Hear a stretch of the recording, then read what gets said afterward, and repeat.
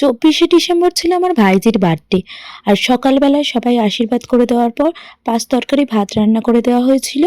আর তারপরে আমরা খেতে বসে গিয়েছিলাম। প্রথমেই ছিল ভাত, ডাল, 5 রকম ভাজা, মাছের মাথা দিয়ে বাঁধাকপির তরকারি।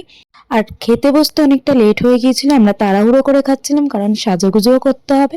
আর তারপরে ছিল মাছের কালিয়া। দুপুরের খাওয়া দাওয়া এখানেই শেষ।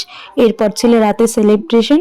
এখানে আমার ভাইজি কেক কাটছিল, আর স্টলে ছিল কফি, ফুচকা, পকোড়া, কিন্তু আমি যেগুলো একটাও ভিডিও করতে পারিনি। আর মেন কোর্সে কি কি মেনু ছিল সেটা তোমাদের সাথে শেয়ার করব। আর এই ভিডিওগুলো না আমার মা করেছে, কারণ অনেক রাত হয়ে যাওয়ায় বাড়ির সবাইকে আমরা ছোটরাই খেতে দিচ্ছিলাম। তারপর ছিল কড়াইশুটির কচুরি, চানা পনির, আর ছিল ফ্রাইড রাইস, চিকেন কষা। শেষ পাতে ছিল টমেটোর চাটনি, পাঁপড়, আর জন্মদিন মানে তো পায়েস থাকবেই, আর নলেন গুড়ের রসগোল্লা। ভিডিওটা কেমন লাগলো অবশ্যই কমেন্টে জানিও।